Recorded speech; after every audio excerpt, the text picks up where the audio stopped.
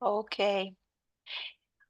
So this is a topic that is never, how should I say, it's never too much talking about it.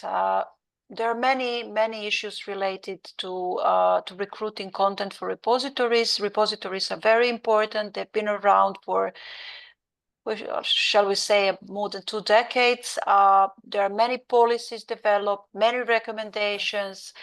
We are repeating constantly about different versions that should be deposited, about licensing, about everything, and yet new researchers are coming, and also the current researchers, those who have already passed the training, they need more assistance with this.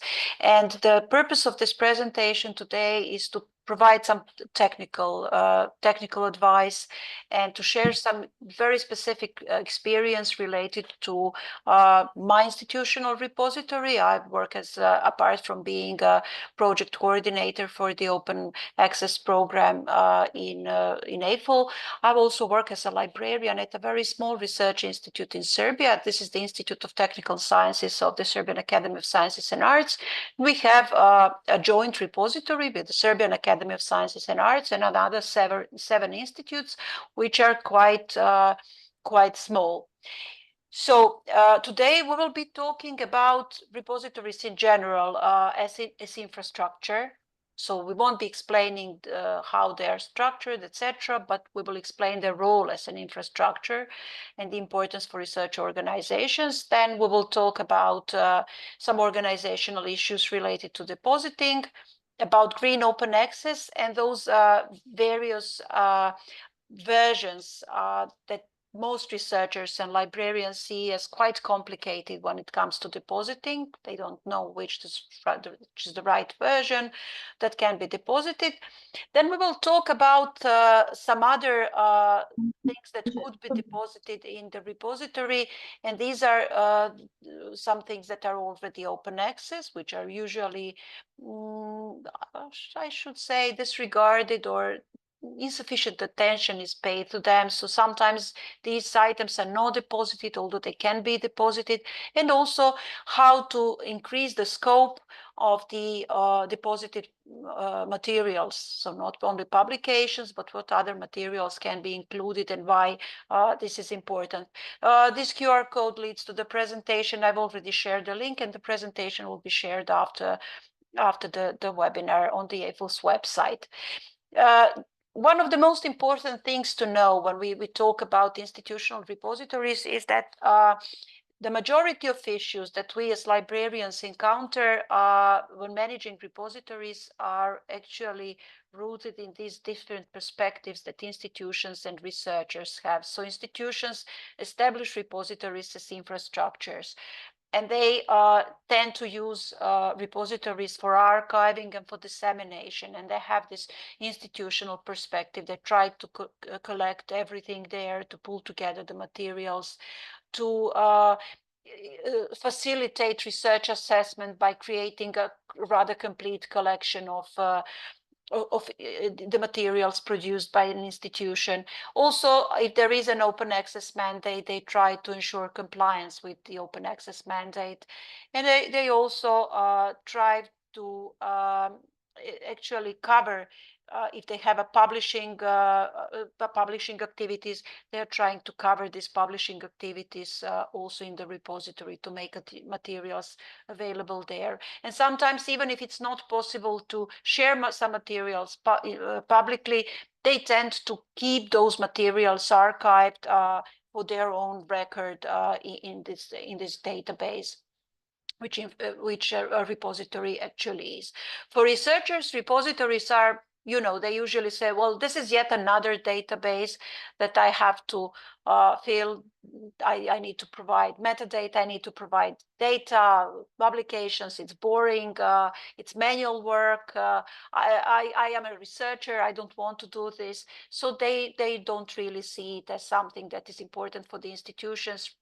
Researchers tend to move, they are quite mobile, they change their institutions, and they lack this institutional perspective. They think about their own careers, and they don't really see that they they should contribute to the general institutional outlook and prestige. Also, researchers prefer social networks because social networks, although social networks, when we compare the service provided by them and the dissemination paths that social networks for researchers ensure, they're weaker than those provided by repositories. They still prefer social networks because they have this, how should I say, marketing flavor, and they can create their profiles there, and you know that it looks, perhaps it's sometimes more visually appealing, the repositories, and they prefer this. This is because this looks flattering to them. So their motivation is completely different from the motivation of the institution. They deposit the outputs that are necessary for promotion. They don't tend to deposit everything that they produce. When they have open access mandates, they tend to comply, though unwillingly, and they need to be reminded. Please, could you just turn off your mic? Thank you. Then they sometimes they tend to create a kind of a bibliography, so they tend to just to provide the metadata. They will try to avoid depositing full text if they can. So that's something that is quite typical in many institutions. And in social sciences and humanities, so this is something that is typical of my country, of Serbia. It's probably not that typical of other countries because in social sciences and humanities in Serbia, we usually, most publications are published, for example, books or edited volumes, they are published by institutions. And the institutions retain copyrights, so copyrights are not with commercial publishers, and it's possible to share such publications in repositories. So, for example, and these are usually print-only publications. So we have, for example, a different approach. Researchers in social sciences and humanities, they tend to make those print-only publications available online, and they are doing this through repository. So this is a kind of a positive motivation for them. So that's about the motivation. Generally, this is the slide, one of my most exploited slides, which actually shows how a repository, an institutional repository, increases the visibility of how it disseminates research outputs deposited in it, and it is the technology behind institutional repositories enables this. So they have several channels through which they can disseminate metadata and even full text publications to various other aggregators or search engines. And these are some of these around. For example, if a publication is available, for example, author-accepted manuscript is available in a repository in open access, even Web of Science and Scopus will be able to capture this information. So this is actually important for researchers, and they are not always aware about this. So one of the takeaways, today's takeaways, will be to make them aware of these various channels that institutional repositories enable and have.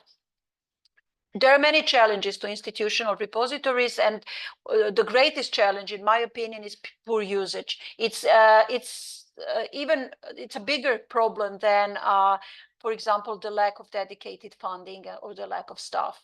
So you may have perfect repository, perfectly funded, but if people don't use it, it will lose its sense. Its sustainability will be threatened because the institution may decide not to fund it because it's not used, it's not attractive to its researchers.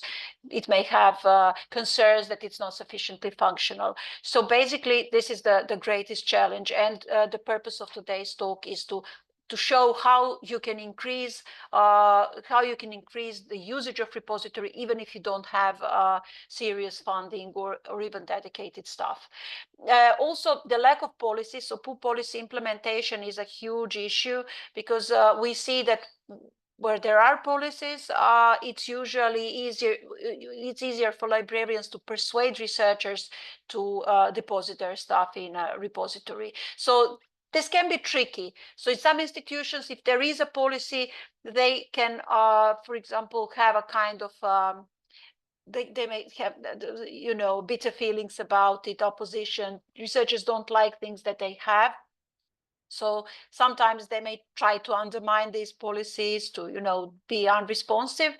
On the other hand, if there are no policies, then you can develop a kind of genuine motivation, because then you talk to people who want to do something, not they don't have, but they want to do something. And then we have both sides. We've seen both sides in my institution and also in the country. So we, for example, had a very good response among a small group of researchers in an institute when there was no policy. But then when there was policy, they tried to deposit only the stuff that they had to deposit, because it was required by the policy. Previously, they would deposit other things as well, but these were small groups. So then you have to make a kind of a balance between what is mandatory and what is desired, and what is, you know, the genuine motivation among researchers. So there is no, the situation is quite complex, and you have to be aware of this, that both situations have a kind of advantages and disadvantages. And also there are many organizational issues. The lack of staff is the cause of most of these organizational issues, because, for example, I'm a single librarian at my institute, and in most institutes in my country, there is only one librarian who is responsible even for cataloging, for research support, for all sorts of stuff, and among other things, for repository. And now we are also responsible for the national CRIS, for curating the national CRIS system, and it's, you know, the work is quite overwhelming. There is another issue that usually is raised: what to the deposit. Shall we deposit only the journal articles? Because in many countries, only journal articles are covered by open access mandates. Books and other research outputs are not usually not covered. So in my country, all research outputs are covered, all sorts of publications are covered. But even if there is no this kind of mandate, my general advice is try to deposit everything. So repository is a kind of a digital archive of a digital library of an institution, and it should cover the full output of the institution. So it has a kind of a heritage value. And we should think about the future, not only about mandates, not only about assessment, not only about the careers of the researchers that are currently employed by the institute, but we should also think about the future, about preservation. So you will, of course, prioritize based on the policy requirements.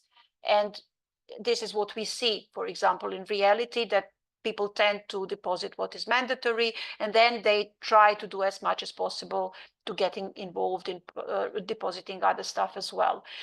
So we also, for example, at my institute, we deposit even the closed articles, the version of records that will never be available in the repository, but we want to archive them, and we don't let anybody access them, but we have them archived. Because, you know, sometimes journals are discontinued. We don't know whether journals have appropriate digital preservation policies. And this is a way for us to preserve the content and to have it not only for assessment purposes, but for any further use that may appear. Also, we deposit author accepted manuscripts because this is mandated. We also deposit all open access publications. So the things that are already open access in different venues. But we also try to deposit various types of materials, like posters, presentations you will see later, even DMPs and data, because we are using the institutional repository for this stuff as well. Who should deposit? This is also a burning issue. So basically, librarians usually create better metadata, but librarians don't know. We can know, for example, about journal articles when they are published. We can trace them, but for other research outputs, for example, especially for print only or for conference proceedings, conference abstracts, we are sometimes, actually very often, we are not aware that these are published, that they exist. And if researchers don't inform us and tell us where they are and send them to us, we don't know how to find them. We don't know whether they exist. So this is quite tricky. Also, if you are a single librarian, it's physically quite impossible, and you have a big institution, it's physically impossible to do this. Researchers have the content because it's what they produce, but they usually don't follow the instructions, and these submissions may be quite poor, the metadata may be quite poor, and then repository managers, usually librarians, will have to invest a lot of effort in editing, curating these metadata, checking PDFs, full text, sometimes rejecting, returning those submissions to submitters, to researchers, and asking them to, and this, you sometimes you have to repeat this process several times, and it's also exhausting and time consuming. So in my institute, I do the depositing because I have 20 plus researchers, less than 30 researchers, and I can manage this.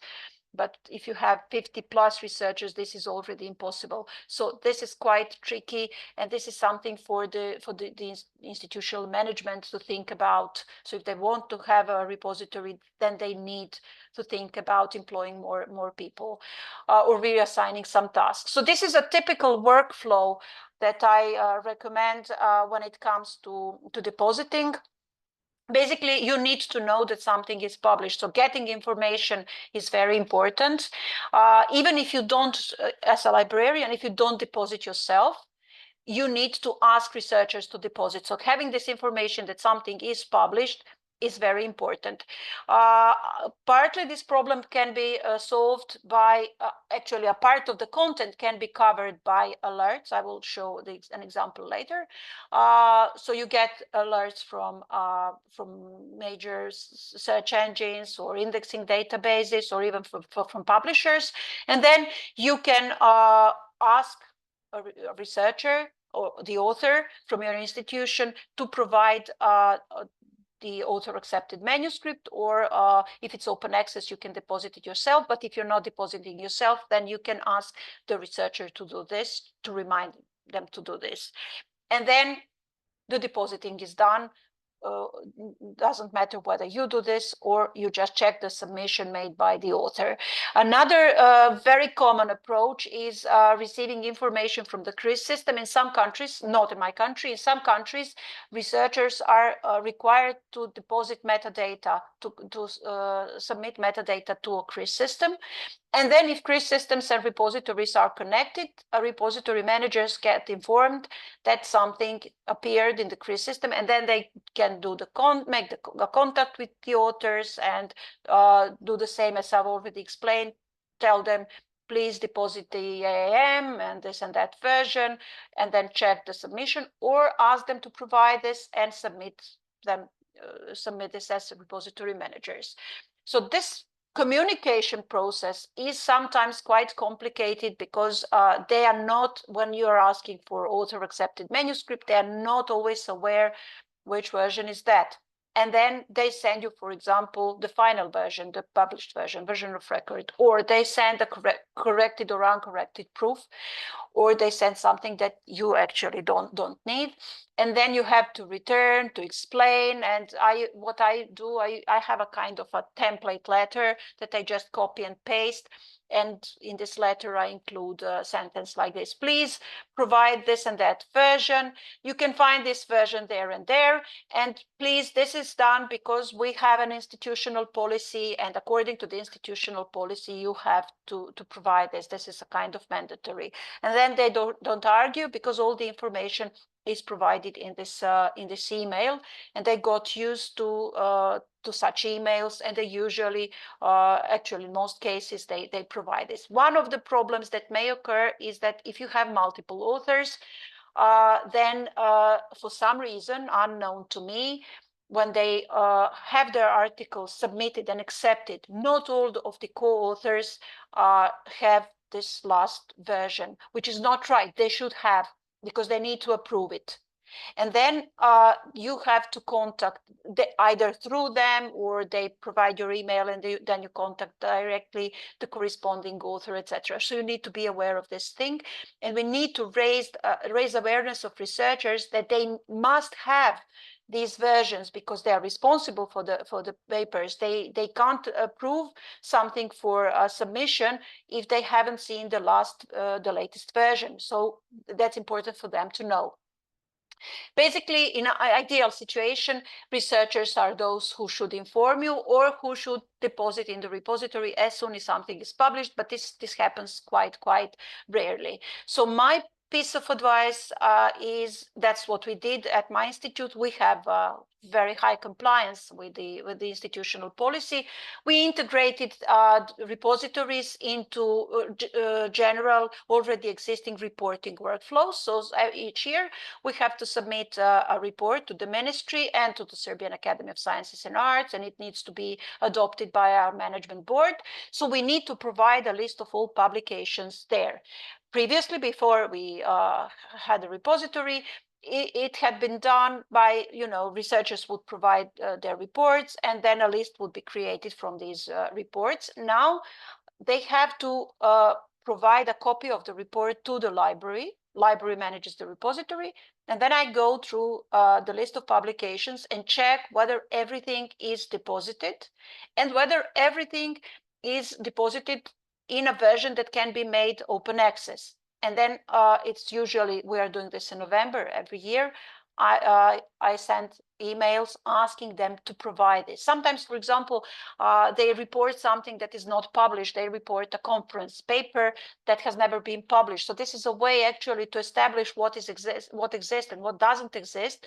And it's also a good way to ensure a compliance with the open access mandate. And I can say that in my institute, it's a small institute, it actually works. Then we generate the report based on the metadata from the repository. So we check everything, we put everything in the repository, and then generate this report based on metadata records from the repository, and we know that it's checked and that everything actually exists and it's correct, the metadata are correct.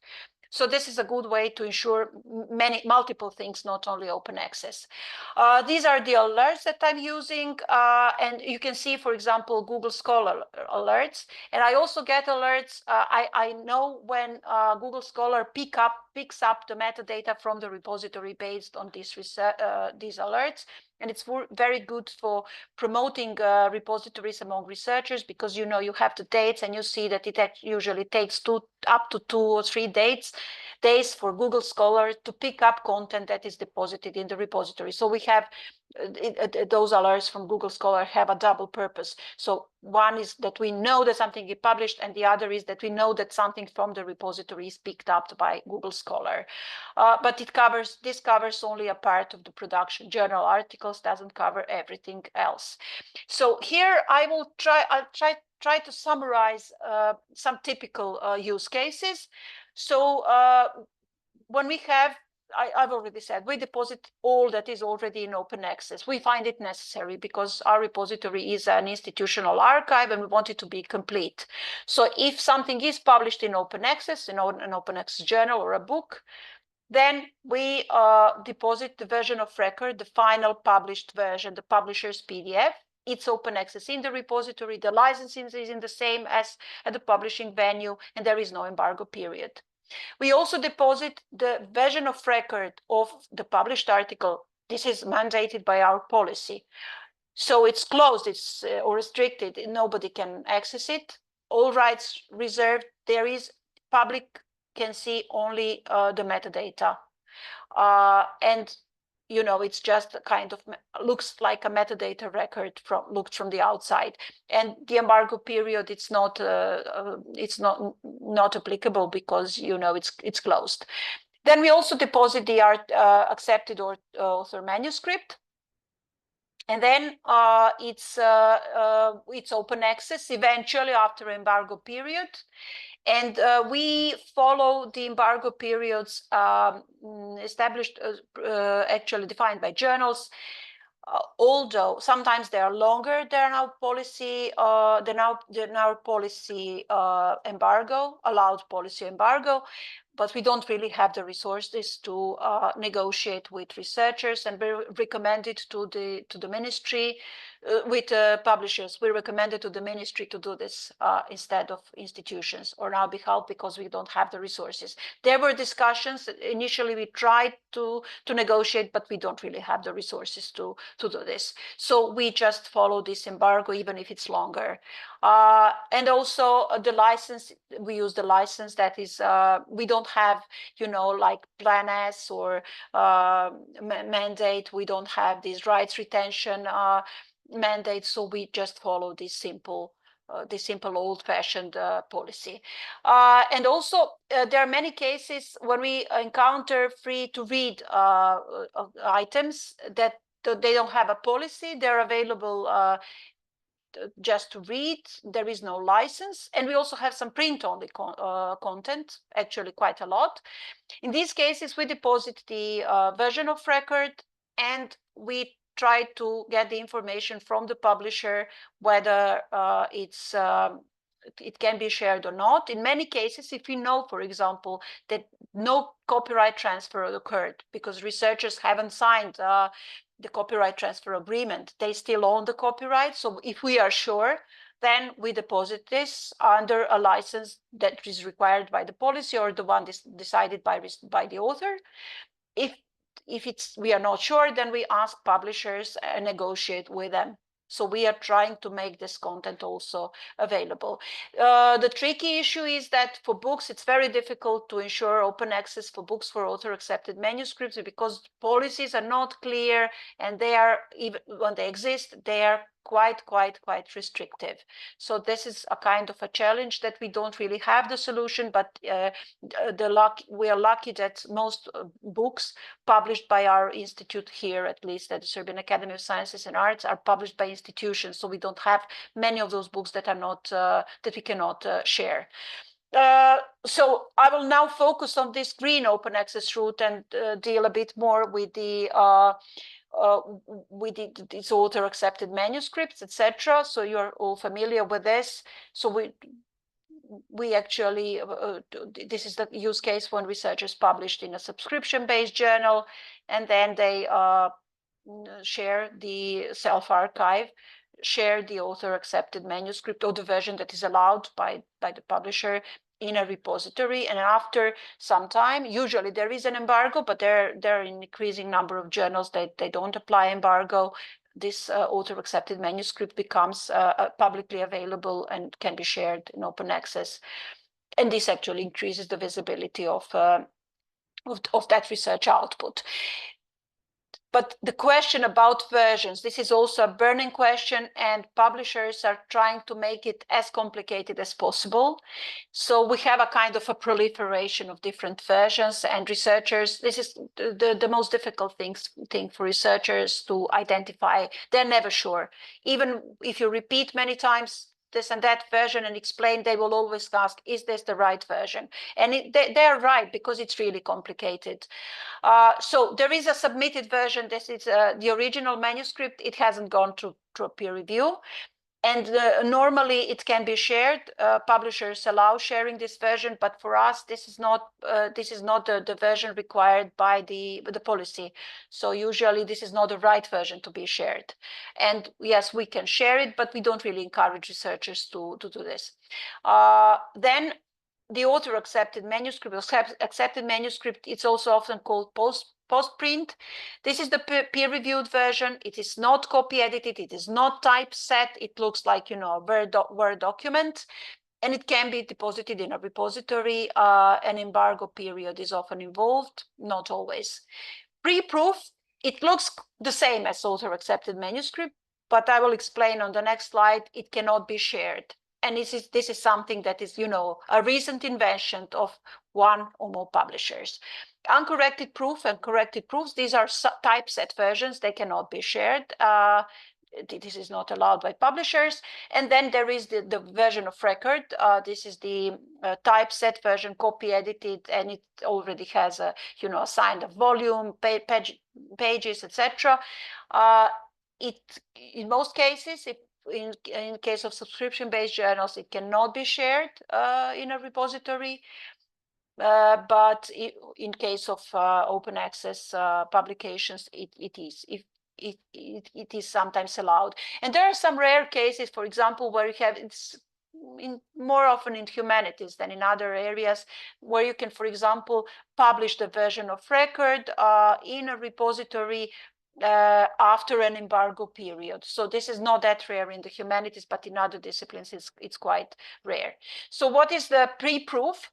Pre-proof is a completely confusing thing. It looks absolutely the same as the accepted manuscript, but it has a different title. And it was invented by Elsevier in 2019 because they wanted to say, so you see, what we used to call accepted manuscript in our system, it's not meant to be shared. So with most publishers, what you see in the system when you do the submission, pass peer review, and they tell you, well, this is now accepted, you can download this version and you can put it in a repository and apply an embargo and whatever it needs to be applied. But with this publisher and some other as well, accepted manuscripts were never meant to be shared. They didn't say it quite this way, but we shared them previously. Then in 2019, they invented this journal pre-proof, and then you are not supposed to share it. So the safest way is actually to ask researchers to provide the version that they have on their own computer. So now there are some publishers. Previously, it was normal if you want, for example, to typeset your author-accepted manuscript as something that looks similar to the version in the journal, and but without a logo, without branding, that was allowed.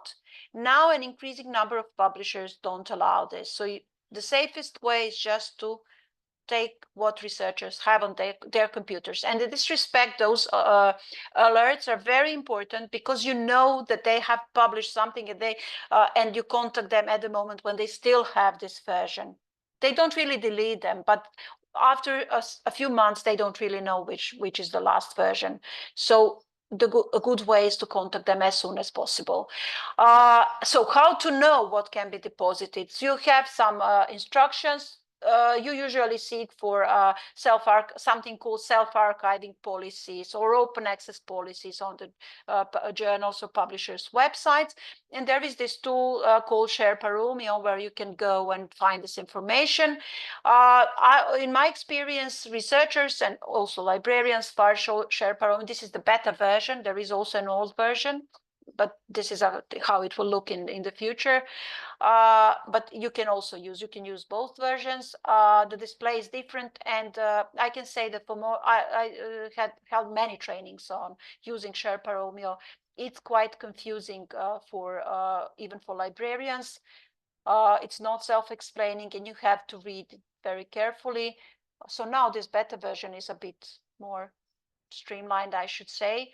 But here you can find, once you know how to read this information, it will be easy for you. You can find information which version can be shared, and there are many options. For example, you have this option with a longer embargo. This is if your funder or your institution don't have an arrangement with the publisher, and this option with a shorter embargo if the funder has an arrangement with the publisher. So there are different approaches to, and usually they try to discourage the usage of repositories. They allow authors to share on their personal websites, on their personal pages, without an embargo or with a short embargo. But the embargo is longer if you want to use a non-commercial repository. And usually sharing with, for example, ResearchGate and academia are not allowed because they are seen as commercial, unless there is an agreement between the publisher and these platforms.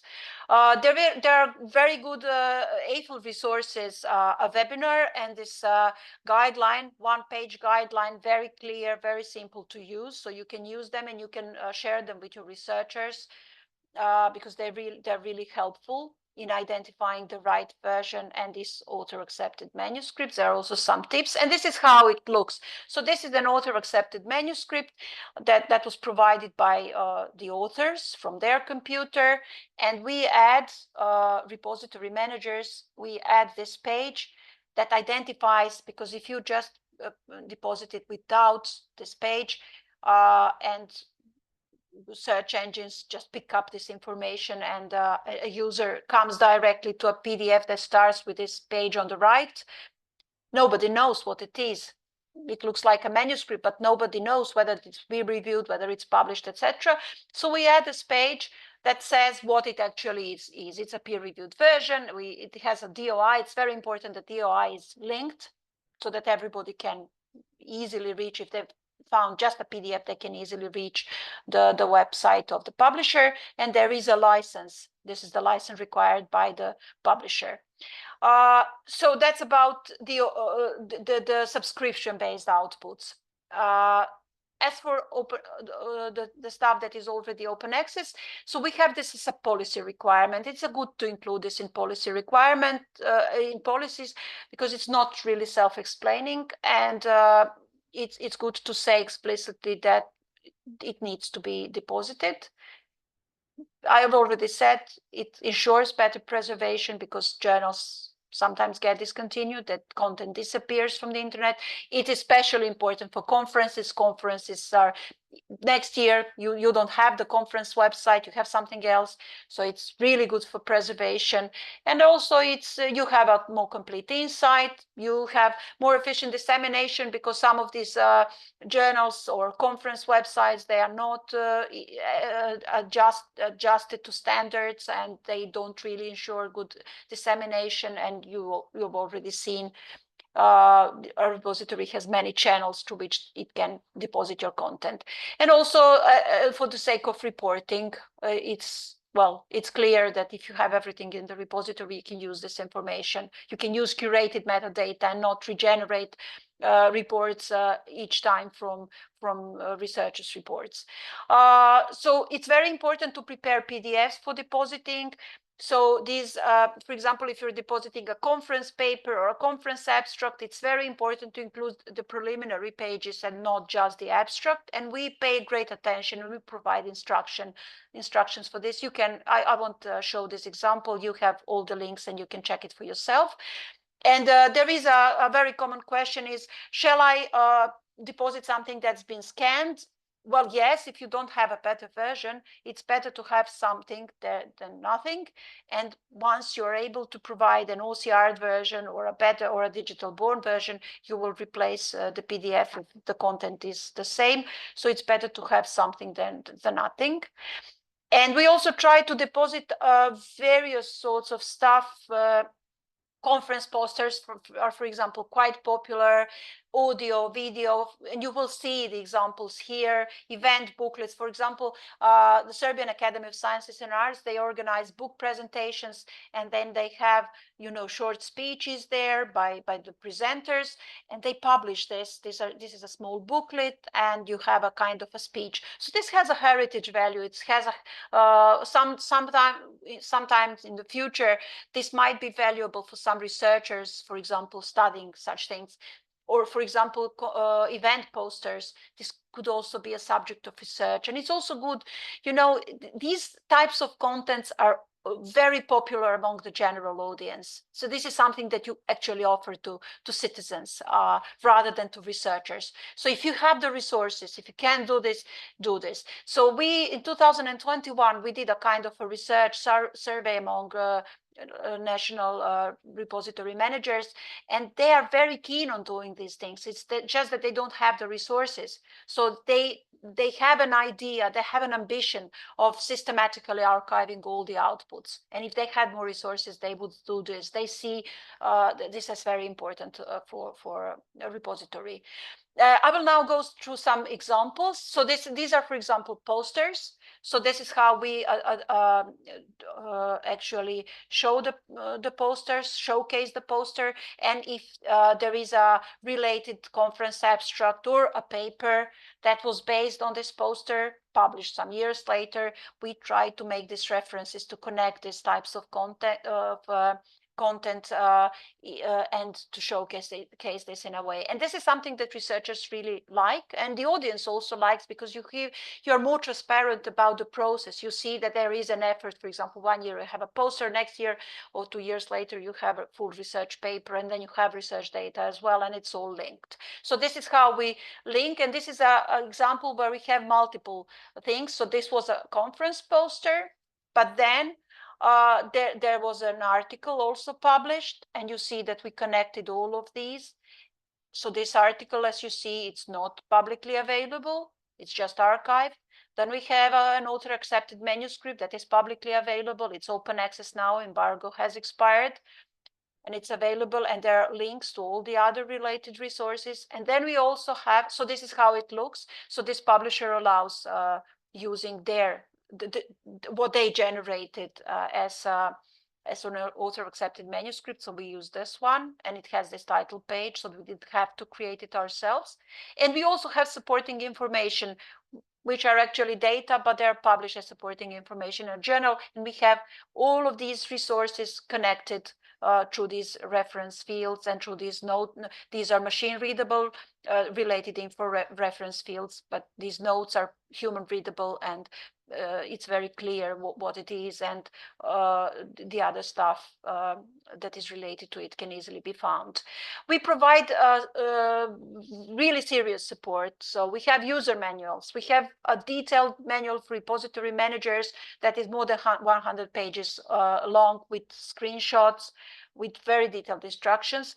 Last year, actually early this year, we provided additional guidelines, and I will show them in a minute, because we have a national CRIS system, and now we have to align repositories, metadata and repositories, with the metadata and the CRIS system. And we created two completely new guidelines. One is for the CRIS system, and one is for repositories and this alignment. We have detailed documentation for my repository, and because we certified it. And we also have a fully fledged user support. We have a ticketing system, help desk, and people resolving these tickets. And we also provide a lot of training. So this is this new guideline that we created. It also has several dozen pages, and here we explain, it's in Serbian, but here we'll explain the metadata fields, how to fill out the metadata fields. And here we have for each research output type, we have those tables explaining the metadata fields. The first column on the left is the metadata fields in the CRIS system. Then the second column are metadata in the repository. And then we have this color coding indicating what is mandatory and what is optional.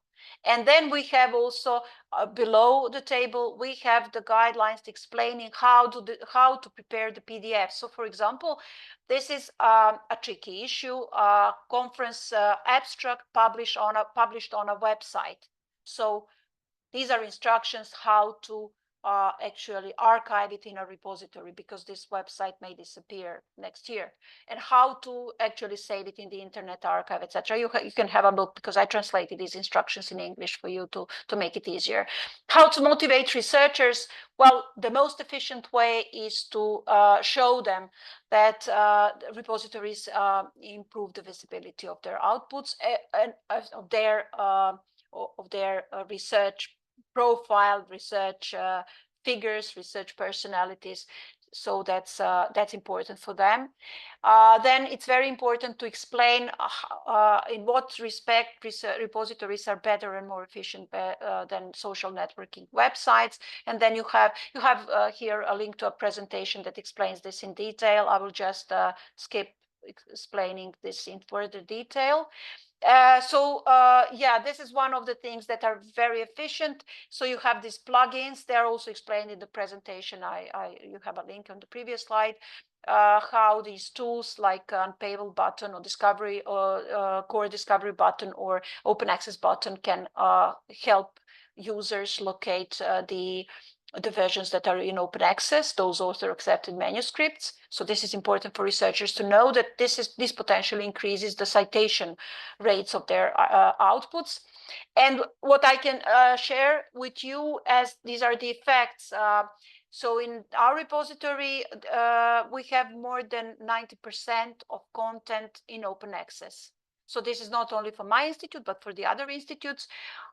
So it is the highest rate, and this is the largest repository in Serbia. And also you can see the image below is from the Open Air Explorer.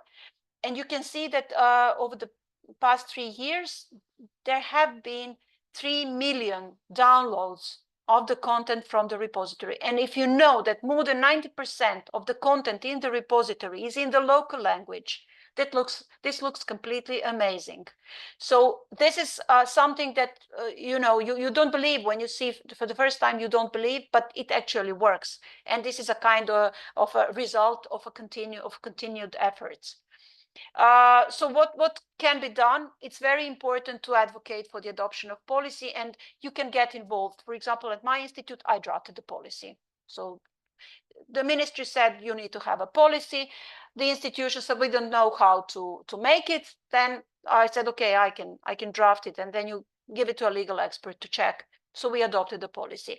Also, try to provide guidelines and try to provide any document supporting the policy. For example, it's very useful if the management remind researchers from time to time. So you can suggest to your management to send a kind of very polite letter saying, so we remind you that, you have this policy. It's very important at the end of the year, we will be using, our repository to check your reported results, etc. So this is very good for the management to remind them, because they are always more likely to take advice from the management than from libraries. Also, it's very important to draft a repository policy, to draft the documentation, to make it easier for researchers to find the information about the repository, and to find, for example, the information about the dissemination of results, who can deposit, what is deposited, etc., and the links to the guidelines. It's very important to have this publicly available with the repository. Training is crucial. So it's we have people who repeatedly come to the same trainings, researchers who repeatedly come to the same trainings, and they are not bored, because they see that it's important for them to be reminded from time to time. So you should offer training quite frequently, no matter if it's not the visit. There are not many trainees. Even for small groups, it's very important to offer this. Providing support, it's important for them to know that they can come to the library and get the support needed. And it's very important to persuade the management to include the allocation of staff, additional staff, in their plans. Because if the scope of the librarians' work is getting wider, then it's very important to ensure that there is sufficient staff. And yes, this is all I had to share with you. So now we still have some time for questions. So please go ahead. You can open up your mic, or you can share your questions in the chat. So go ahead.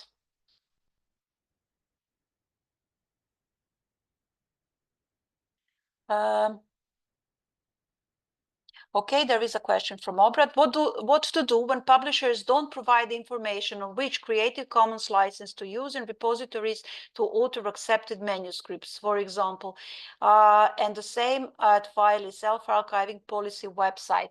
So in these cases, I usually use the least restrictive one. So if they say that they don't say anything, I imply that authors can choose. So far we had no problems. So for example, if they say that it's important that this is a non-commercial license, then we don't use non-derivative condition. We just make it non-commercial. So that's a kind of a general approach.